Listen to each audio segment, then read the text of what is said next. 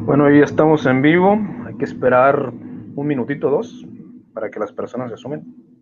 Y ya comenzamos.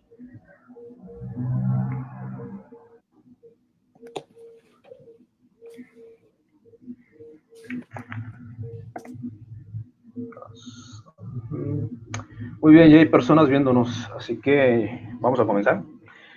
¿Cómo están todos? Bienvenidos. Mi nombre es Alejandro. Estamos en las charlas ahora de los viernes, las cambiamos. Ya los jueves no puedo, así que hoy estamos en viernes. Tengo una invitada muy especial. Ella es psicóloga, ha tomado un curso por la UNAM en Historia del Arte y además está cursando actualmente la maestría en Neuropsicología. Hoy nos ocupa un tema que nos va a dar para hablar bastante y per se me parece interesante, que es psicología y arte. Antes que nada, Mari, ¿cómo te encuentras? ¿Cómo estás? Muchas gracias por recibir esta invitación de acudir a este espacio. Gracias a ti de verdad por invitarme. Y pues bueno, aquí estamos, muy bien, gracias. Me alegro bastante. Vamos a comenzar con la pregunta fundamental. ¿Qué relación hay entre la psicología y el arte? Igual yo sé que esto da para una cátedra, pero quisiera que comenzaras con una introducción para que el público también vaya entendiendo hacia dónde vamos a ir con estos derroteros. Así que, ¿qué relación habría entre psicología y arte? Ok, bueno, la relación que hay entre la psicología y el arte, ahora sí que como bien dices tú, no podríamos echarnos aquí 1000 horas, ¿no? Y debrayarnos y hablar, pero más Sí. que nada lo que se dedica es al porqué del surgimiento, por qué, no sé, por qué tal autor, no sé, Da Vinci, por poner un ejemplo, ¿por qué pintó lo que pintó, no? ¿Cuál era el sentimiento que él tenía al momento de hacer esta creación? Ajá, y también en los efectos que crea tanto en el espectador como en el autor. Eso se podría decir que es como la relación que hay entre la psicología y entre el arte. Excelente, de maravilla. Yo tengo una pregunta puntual en esto. Sabemos que en psicología hay mínimo 5 fuerzas o cinco enfoques para entender el comportamiento, la emoción, la cognición humana, etcétera, etcétera. ¿En cuál te has apoyado más para tus interpretaciones? Sería interesante que nos comentaras. O cómo trabajas con eso. Yo en lo que más me he basado, ahora sí que aquí literal lo tengo como ahora sí que como mi Biblia, por así decirlo. Ah, claro, claro. Es en el de psicoanálisis del arte de Freud, que la Psicoanálisis del verdad, arte. sí, o sea, en el psicoanálisis es donde más he agarrado los puntos y donde más he visto que hay una profundidad de la psicología del arte. Porque bueno, sabemos que varios autores también han definido la psicología del arte, pero a mí la que más me gusta siempre ha sido el psicoanálisis, entonces es como la que más me he encaminado para poder definir la psicología del arte. Sí, completamente, que de hecho lo que tiene que ver con análisis de lo subjetivo, que puede ser el arte o incluso la Claro, religión o rituales culturales y demás, suele utilizarse psicoanálisis. Muchos se van exacto, con Freud, ajá, algunos se van con Jung, otros con Lacan o otros estructuralistas, ¿no? Y esto exacto. es muy interesante. De hecho, estaba platicando con una muy buena amiga, ella es músico Ok, y es psicoanalista y he notado curiosamente que hay una correlación muy grande entre gente afín al psicoanálisis y artistas, ¿no? claro. Eh, yo quisiera seguir por esta línea preguntándote, eh, ¿tú cómo ves un cuadro? Es decir, por ahí me comentas, ¿no? Que esta parte de la psicología del arte es precisamente preguntarse, entre otras cosas, pues, ¿por qué el autor hizo ese cuadro y no otro, ¿no? Ujú. Dramáticamente distinto. Yo te preguntaría, ¿qué clase de conclusiones has tenido si nos pudieras dar algún ejemplo de algún cuadro? Sí, claro. Por ejemplo, bueno, el cuadro o la época que casi siempre yo pongo de ejemplo es, por Mm, ejemplo, vaya la redundancia, el expresionismo, ¿no? Que ok. sabemos que es una época, bueno, un movimiento que nace en Alemania, que cuando están Okay. pasando todo esto de la Segunda Guerra Mundial, de los nazis, entonces sale esta parte como de ahora sí, como dicen, ¿no? Del expresionismo, de expresar los sentimientos, ¿no? Que estaban, pues, como muy, muy, muy encapsulado todo, ¿no? Entonces ellos necesitaban expresarlo a través de lo que sea, ¿no? Y donde más hubo fuerza fue en la pintura, ¿no? Entonces yo pongo mucho también el ejemplo de El Grito, que es como yo creo que el más famoso en cuanto al expresionismo, que es de Edvard Munch. Y por ejemplo, también si tomamos la historia de vida de Edvard Munch, nos damos cuenta que era una persona que perdió a sus papás cuando él estaba joven, ¿no? Luego pierde a su hermano y creo que la única que le queda es su hermana. Entonces nos damos cuenta que es una vida pues llena de melancolía, llena de tristeza y que a través del tiempo en un inicio no sabía qué pintar, no tenía como un movimiento como tal, ¿no? Entonces ya luego se mete a una escuela y empieza a ver otras pinturas y dice, ok, me gusta como esto del expresionismo, ¿no? Y ya de sus cuadros que vemos que es el más famoso es el de El Grito, y lo podemos ver que literal es una pintura muy expresiva, ¿no? Y ahora sí que te quedas así de, ¿qué onda con esto, no? O sea, sí te deja pensando, ¿no? Y es una pintura que yo es donde más ejemplo pongo, ¿no? Que se me hace muy, muy expresiva. Entonces ahí podríamos tomar mucho de cómo la psicología del arte tiene su como esta parte de unión, ¿no? Esa es la que más yo pongo de ejemplo. De maravilla, y preciso lo que mencionas, ¿no? El cómo está correlacionada la historia del autor con la obra que a final de cuentas plasma, y que de Claro. hecho está, valga la redundancia, expresando pues algo que no expresaría a lo mejor antes o en su vida cotidiana. De hecho, yo a lo mejor en estas cuestiones del arte he estado más cerca de la música, más cerca del teatro, más cerca de la actuación precisamente, del dibujo también un poco, aunque dirá que soy aconceptual, no tengo los conceptos que tienes tú para nombrar épocas o técnicas ni demás. Pero me llama la atención lo que dices, cómo precisamente en ese punto de la historia ese autor hace esa obra que es tan famosa y tan peculiar. Y de hecho, ahora mezclándolo un poquito con lo que es la música, me llama la atención a mí bastante una entrevista que le hacen a Cuco, que bueno, vulgarmente se le dice chicano, o sea, una persona nacida en Estados Unidos de padres mexicanos, y él hace una música que a mí me encanta. Creo que se le llama slowcore a esta música, que es como nostálgica, melancólica, con letras románticas, profundas, casi poéticas. Y en una entrevista que le hacen a él, le preguntan, ¿tú desde cuándo comienzas a hacer esto? Él dice, bueno, desde muy joven comencé a tocar la guitarra, y yo decidí crear mi propia música y mis letras, poner mis letras. Y él dice, si yo no tuviera esta profesión, yo creo que me volvería loco. Cuidado con eso. O sea, esto es impactante, cómo el arte puede, en definitiva, ayudarte a manejar ciertas situaciones que pueden ser problemáticas si no hubiera arte.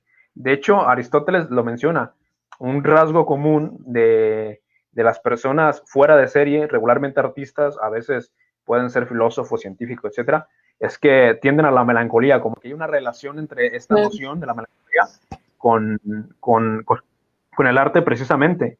Y leyendo también un artículo de un muy buen amigo de Baja California, el doctor Mario Jaime, él decía, casi citando, parafraseando a Chesterton, decía, los poetas no se vuelven locos, ahora metiéndonos a las letras, ¿no?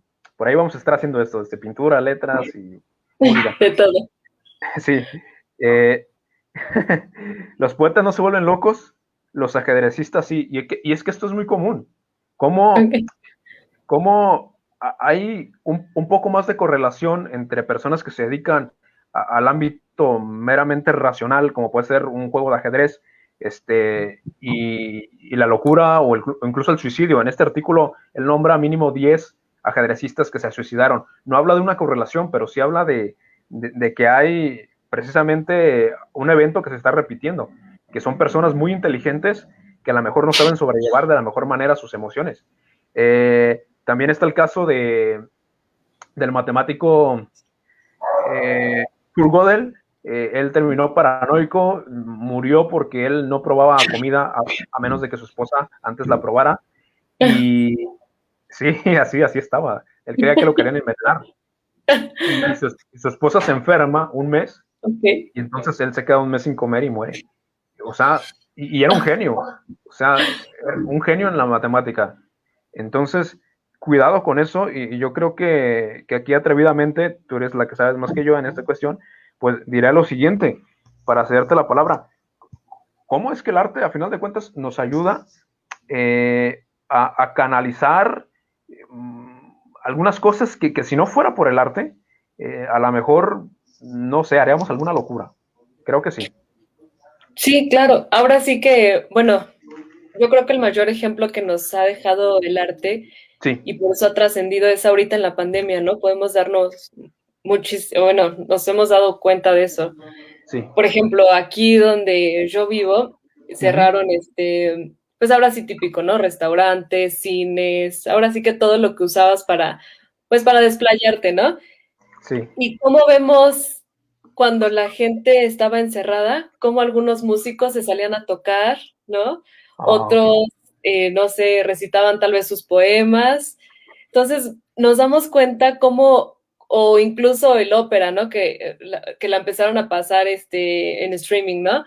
O sea, nos damos cuenta cómo literal no podemos vivir sin el arte, ¿no? O que los museos abrían sus museos virtuales, o sea, decimos, ok, pues puedo vivir sin irme de fin de semana, ¿no? Pero literal no puedes vivir sin escuchar música, ¿no? Y entonces yo creo que la mayor enseñanza que nos ha dejado la pandemia es esto, ¿no? Que sin el arte, la verdad, no podemos vivir. O sea, podemos vivir tal vez sí, pues sí, sin salir, pero yo creo que eso es lo que nos dejó. Y, y por ejemplo, de, ahora sí, de no volvernos un tanto más locos, ¿no? A pesar de que nos dejó esto, que ahí vamos todavía, ¿no? Entonces, y sí, por ejemplo, también lo que está comprobado que muchos psicoterapeutas lo utilizan es la famosa arteterapia o Sí. terapia del arte, que pues Ajá. también se usa muchísimo, ¿no? Para relajarnos, sea el arte que sea, ¿no? O sea pintar, tampoco vas a pintar así súper experto, pero sí te llega a relajar a cierto punto, ¿no? O no sé, muchas personas también, incluso tejer se podría considerar, ¿no? O todo esto que utilizan, no sé, del macramé, todo eso, por ejemplo, yo lo hago y la verdad sí me relaja mucho. O incluso también la danza, ¿no? O sea, es Sí, un arte, ¿no? Entonces todo esto también calma al paciente y la ayuda, ¿no? Obviamente si es un paciente medicado, pues sí, obviamente con sus ciertos cuidados, ¿no? Con sus ciertos medicamentos. No voy a decir que la arteterapia lo cura todo, porque pues uh-huh, tampoco, uh-huh, pero sí a pacientes, pues ahora sí que no están medicados, sirve mucho, ¿no? Entonces por yo siento supuesto. que eso es lo que nos ha ayudado.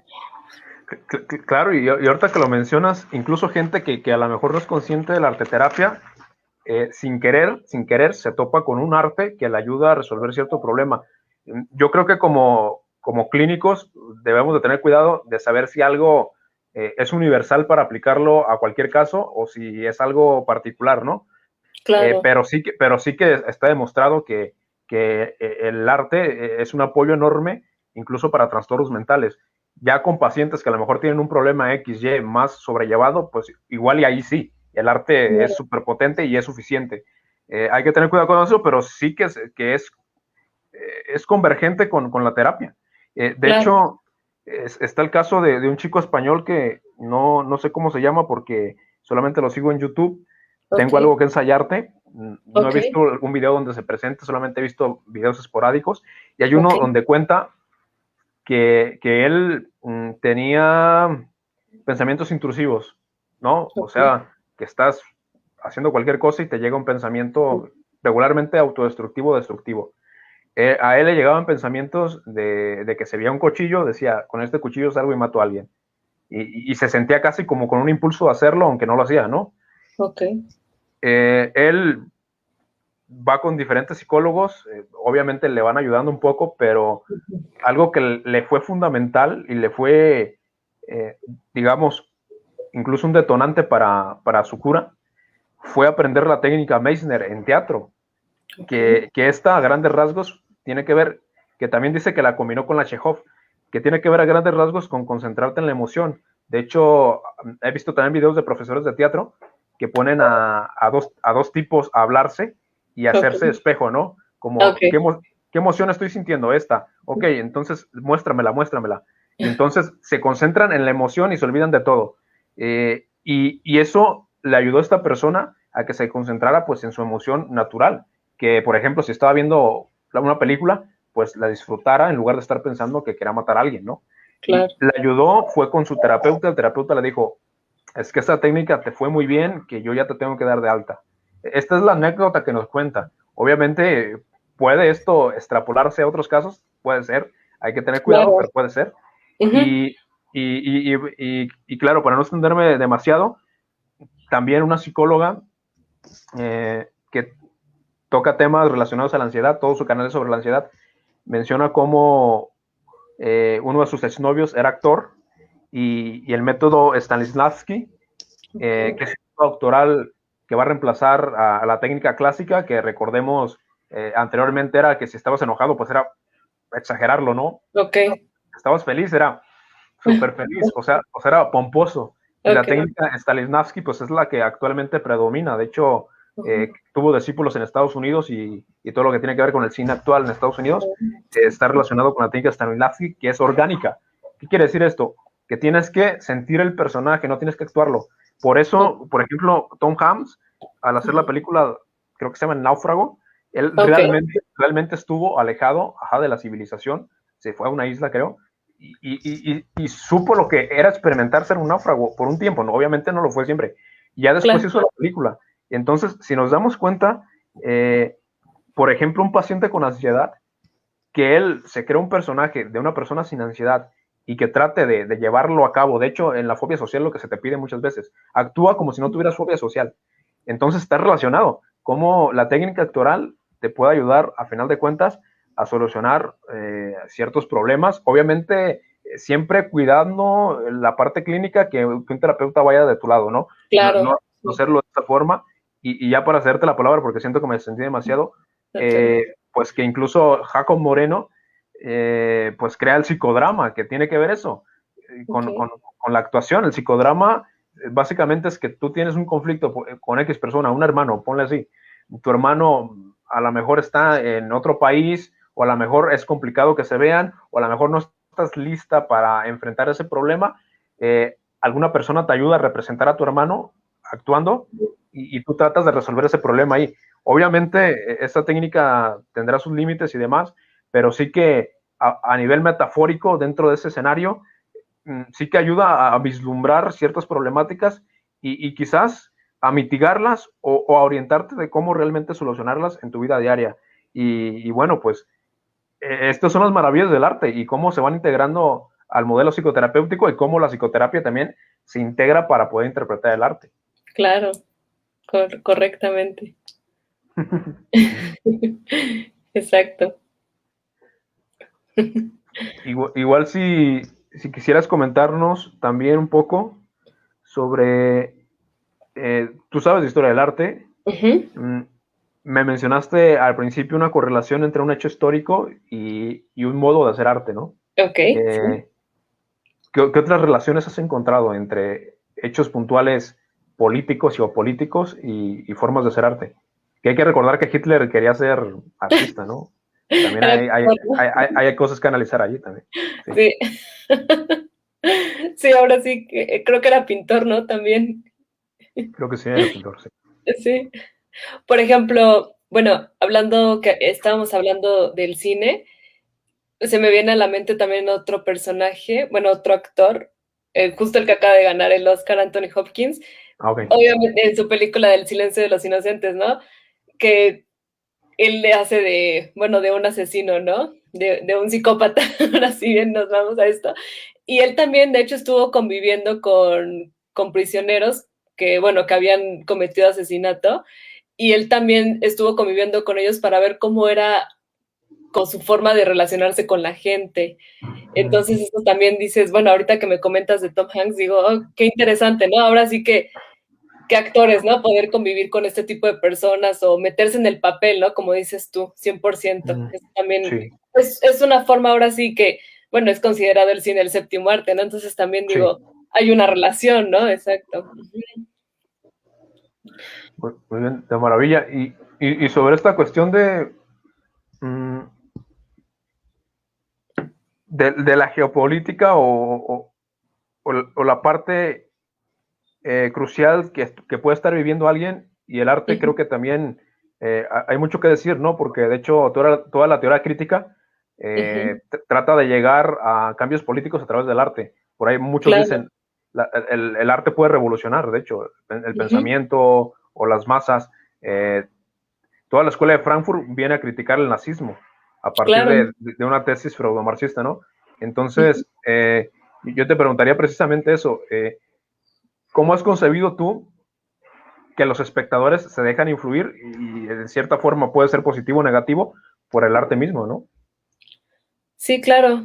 Sí, ahora sí que, bueno, es como un experimento, ¿no? Que, por ejemplo, todo mundo quiere ver la Mona Lisa, ¿no? Es como, y, y vas al Museo del Louvre en París y está llenísimo, ¿no? Y es como le han dado esta fama a la Mona Lisa, ¿no? Porque, bueno, sí es una pintura, la verdad, muy interesante, porque ahora sí sientes que del punto que tú la estés viendo, como que te sigue con la mirada, ¿no? Eso es algo Ok. muy interesante que la verdad Da Vinci, bueno, sabemos que era un genio, no solamente era pintor, ¿no? O sea, literal era todo, ¿no? Entonces es muy interesante cómo esta obra ha trascendido y es una obra literal viejísima. Bueno, yo, por ejemplo, yo trabajo con niños, ¿no? Entonces son niños de segundo de primaria. Ah, Y ok. entonces una vez nos tocó ver el arte, entonces yo estaba así como, hice mi presentación acá súper guau, ¿no? Entonces les digo, miren, y esta es la Mona Lisa, es la pintura más famosa, ¿no? Y mis niños así de, ay, Miss, está horrible, ¿no? O sea, pero o sea, me daba risa, ¿no? Increíble, Porque son niños increíble. chiquitos, ¿no? Y luego les puse otra pintura, les puse una de Andy Warhol, que pues es más moderno, ¿no? Que pinta Ok. Marilyn Monroe y luego pinta como más loco, ¿no? De los 90s. Ah, ok, Y, de los y noventas. me dicen así de, ay, Miss, es que esa sí está más padre, ¿no? Ah, ya, ya, ya. Entonces, como Sí, ellos se sí, sí, dejan sí, llevar claro. muchas veces por los colores, ¿no? Y nosotros, Ah, y otros ya decimos, no, hombre, es que la Mona Lisa, o sea, es súper guau, ¿no? Pero es como también la visión que ellos tienen, ¿no? Pues ellos son niños, ¿no? O sea, como diferentes espectadores ven la pintura de una manera diferente, ¿no? Eso también se me hace muy interesante. completamente. Y que de hecho hay, bueno, algunos los cuestionan, pero creo que arrojan información mínimo valiosa, los test proyectivos, ¿no? Claro. El de Rorschach, no soy muy bueno en los test, pero hay varios en donde te presentan, si bien obras de arte, sí expresiones que a Uh-huh, final de cuentas te reflejan algo, ¿no? uh-huh. A lo mejor psicoanalíticamente, pues ahí está a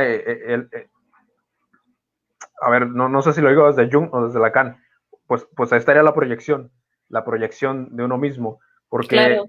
algo que a mí me pasa bastante seguido con películas y con la música, es que también depende de mi contexto, del punto en el que estoy en mi vida, es la sensación que me provoca. Claro. Hay algunas que se mantienen en el tiempo que me provocan lo mismo, pero hay Sí, otras que de pronto digo, caray, ahora como que me llega más o como que me hace sentir más o me hace sentir esto otro que no sabía que sentía. Y de exacto. pronto esa relación de obra de arte y espectador, pues puede ser permeable completamente, ¿no? Claro. Sí, exacto, es correcto. Sí, como a través, ahora sí que, como a través del tiempo también va cambiando, ¿no? Nuestros gustos. O sea, sí hay algunas cosas que sí dices, wow, me sigue llegando, pero hay otras que ves películas que antes decías, wow, y luego la vuelves a ver y dices, como, como que ya no tanto, ¿no? Por supuesto. Y Sí. otra cosa que te quería preguntar es también la relación que hay entre los artistas o los grandes genios dentro del marco del arte y quizás con el excentricismo, porque por ahí, bueno, yo sigo un canal que a lo mejor es hasta jocoso, divertido, pero me parece que es objetivo el tipo, se llama, te lo dijo el Chombo, ¿no? Este tipo que analiza música y él mencionaba que los mayores genios en lo que tiene que ver en el mundo de la música, todos tenían algo raro, como Michael Jackson, pues todas las polémicas en las que se metió y demás, el vocalista de Queen también tenía una vida sexual muy, muy rara para sus tiempos, ahorita a lo mejor se vería más normal, y tal parece que la genialidad viene en un kit con un poco de rareza. No sé, me he fijado que incluso poetas, artistas, son genios en lo que tienen que ser, pero en otras cosas tú te quedas como, oye, esto está algo extraño. Sí, como un cierto... No sé si también haya... Ajá. Sí, como dices tú, ¿no? Inteligencia como igual a locura, ¿no? O sea, podría decirse, un poco, ¿no? O sea, sí. Sí. Sí, yo creo que sí hay cierta relación. Obviamente tampoco no quiero que piensen que estoy como, no sé cómo, se me fue la palabra, o sea, como diciendo, no, es que si eres inteligente estás loco, o si eres artista estás loco, ¿no? O sea, sí.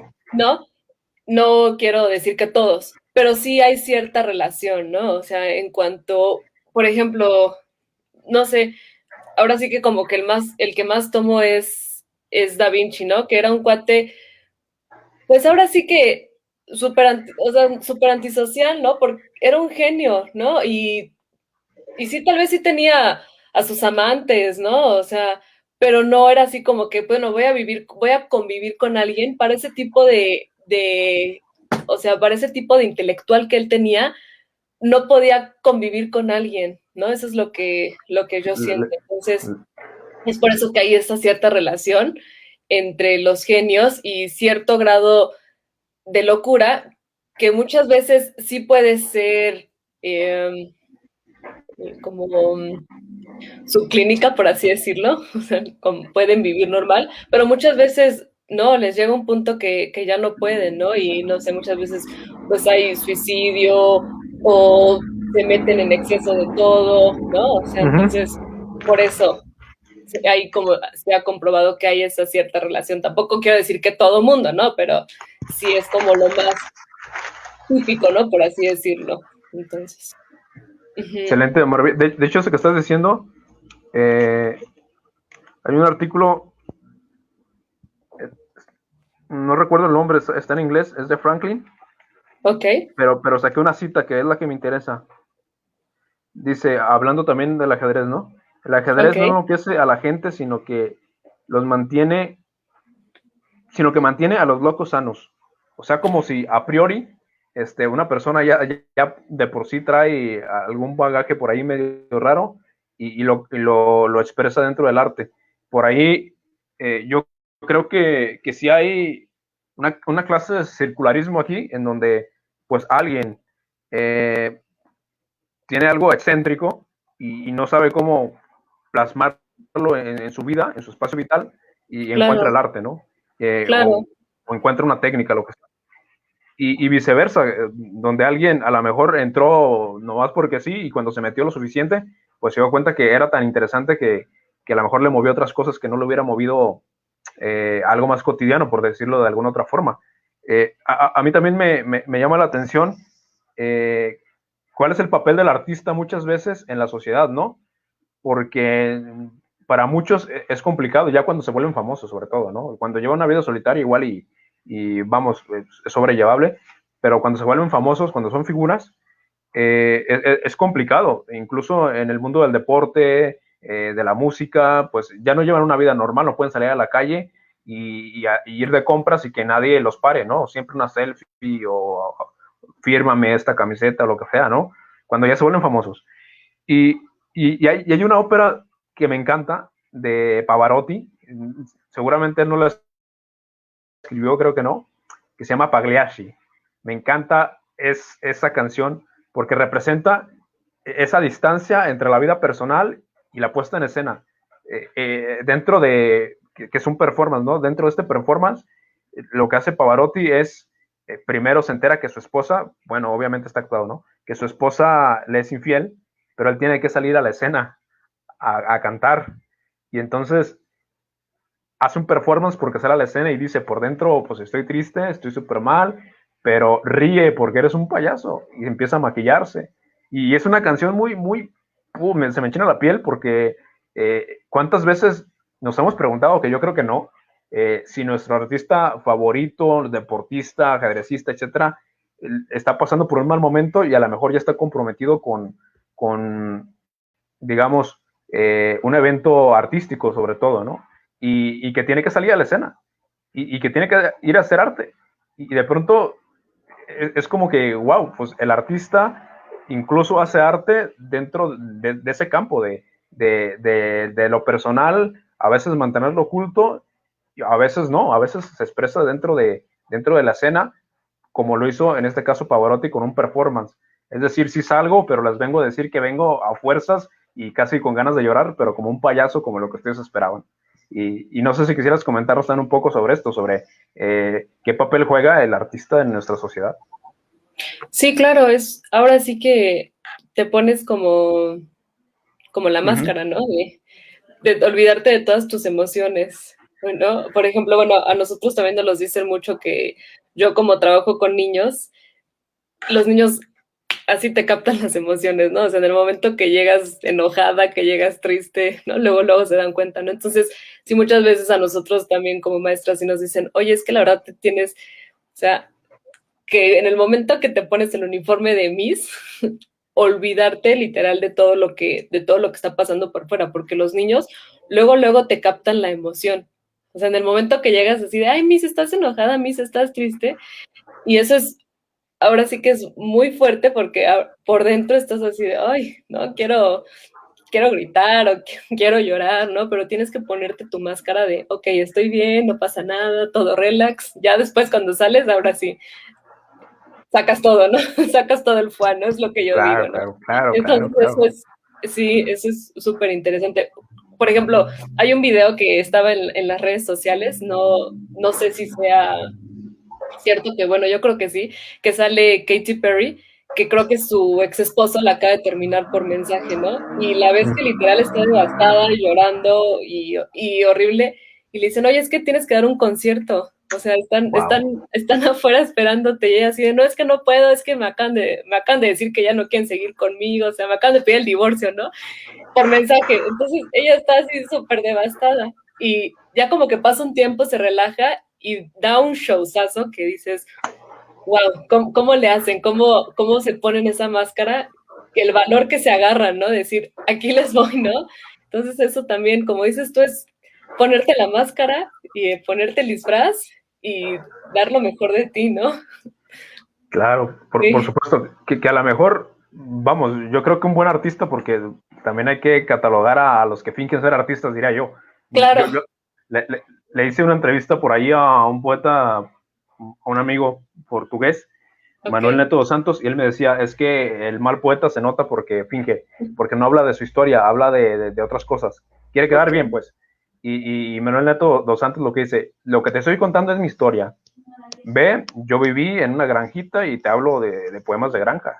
Yo viví en un pueblo muy pequeño y te hablo de tierras, te hablo de monte, porque yo viví allí. Entonces el poeta tiene que expresar su experiencia, decía Manuel Neto dos Santos. Yo creo que es cierto, porque quizás se llega a notar cuando alguien está forzando algo, ¿no? Alguna obra.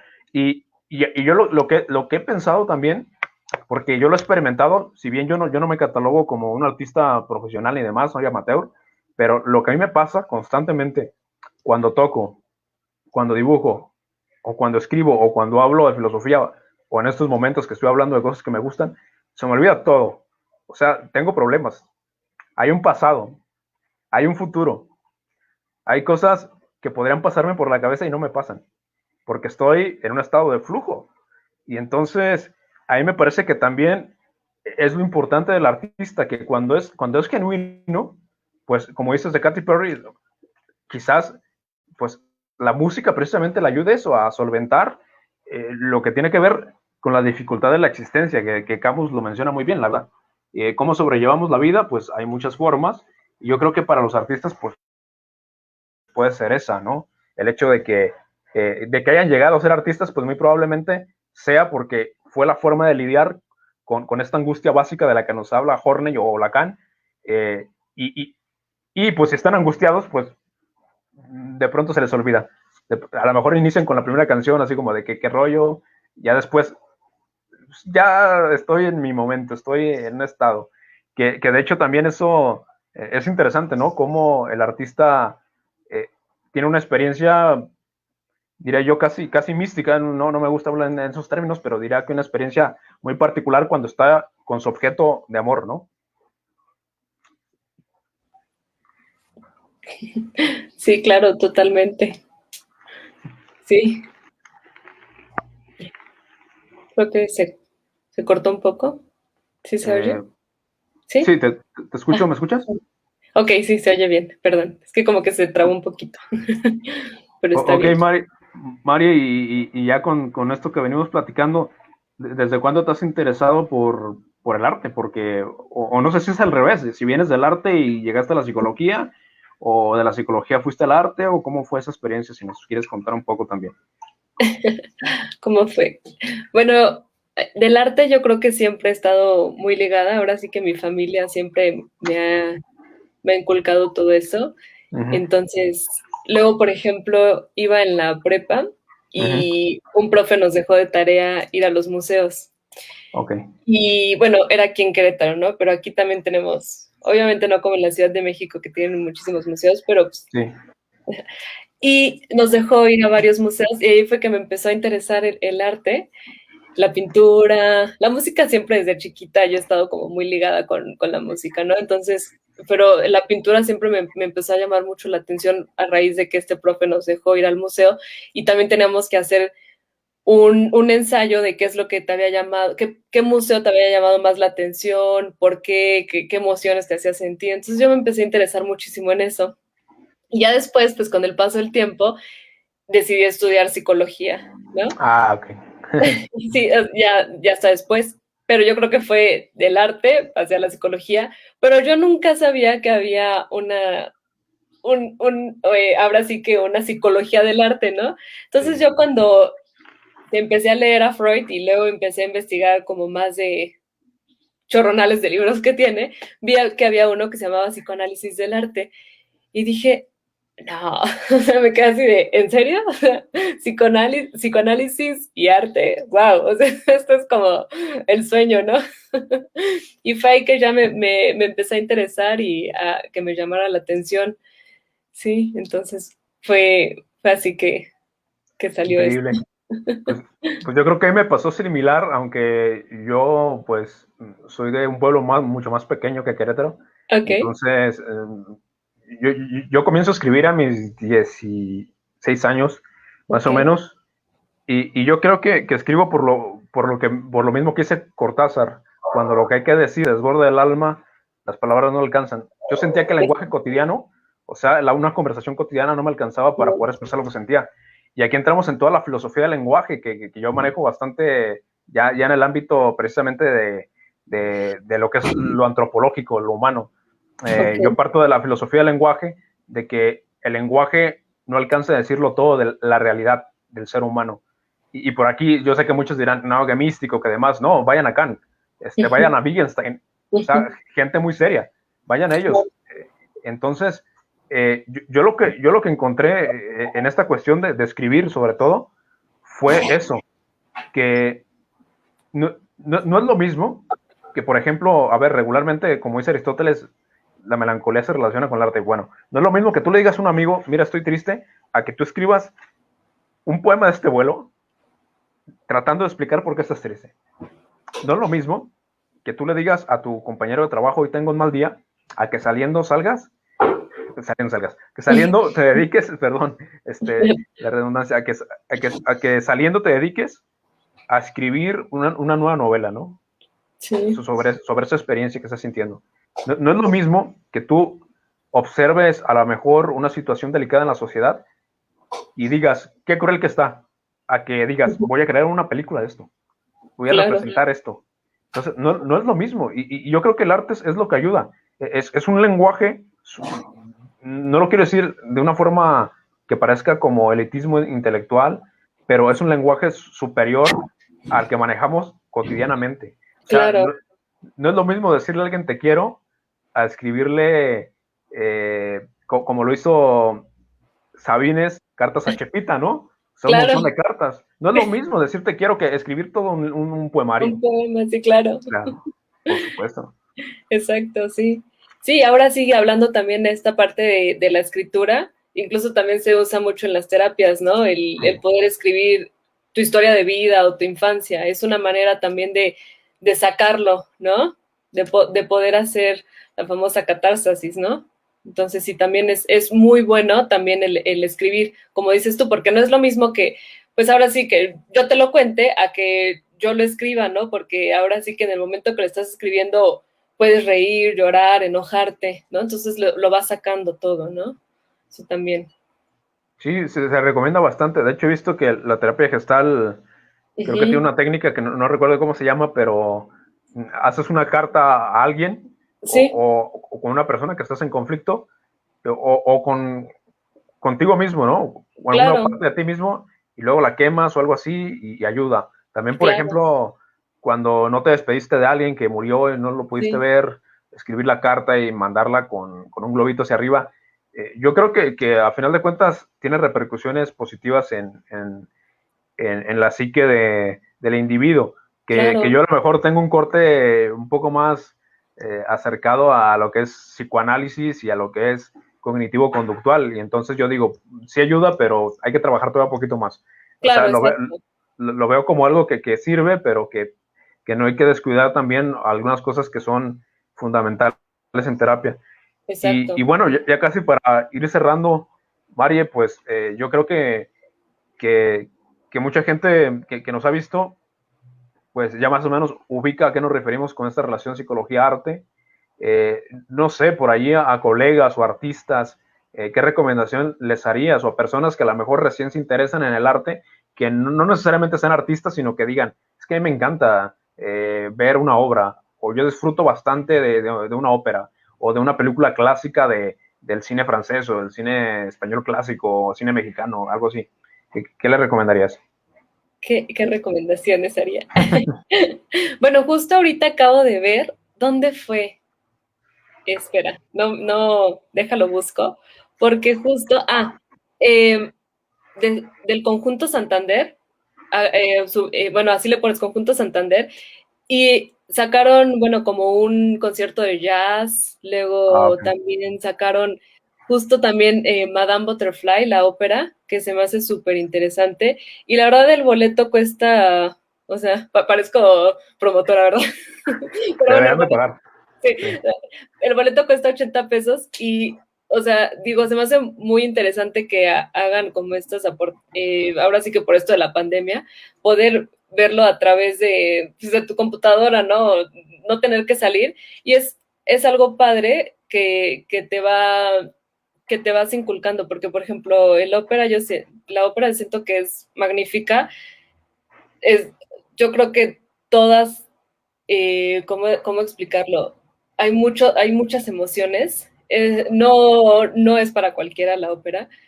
Sí se necesita como de gran conocimiento, pero es muy interesante que hayan estas propuestas de poder verlo a través pues de tu computadora, ¿no? Entonces, eso es lo que yo recomendaría, ¿no? Ahora sí que también, si les interesa la psicología del arte, en lo que yo más me he basado es en Freud, en el psicoanálisis del arte. Ahora sí que yo sí soy súper fan del psicoanálisis. No doy terapia psicoanalítica porque no tengo la especialidad en psicoanálisis, pero sí, la verdad me gusta mucho como la teoría, ¿no? Todo lo que propone el psicoanálisis se me hace muy interesante. Y este de psicoanálisis del arte está muy padre porque te lo va explicando ahora sí que de manera como de anécdota, ¿no? Entonces te va contando de Da Vinci o de Miguel Ángel o de Dostoevsky también.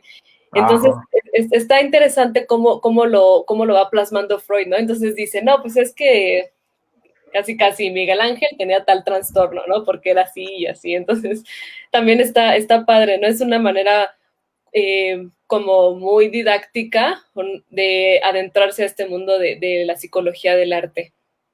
Eso es lo que yo podría decirles. Muy bien, excelente, Mari, muy buenas recomendaciones. Esperemos que el público por ahí tenga la oportunidad de interesarse un poquito más y poder verse inmersos en este nicho que per se me parece muy, muy interesante y gratificante. Personalmente, yo también diría que sin el arte no sé qué haría. Yo también Sí. necesito tocar, necesito escribir, necesito dibujar, necesito hacer algo porque Sí, claro. no sé qué pasaría. Bueno, Mari, ha sido un placer. Espero en una próxima ocasión tengamos nuevas charlas. Claro. Agradecerte por este por este recibimiento y bueno, pues eres bienvenida cuando gustes. Gracias, muchísimas gracias, de verdad. Estoy muy agradecida por la entrevista y pues bueno, nos estamos viendo, ¿vale? Hasta luego, un abrazo, que estés bien. Chao.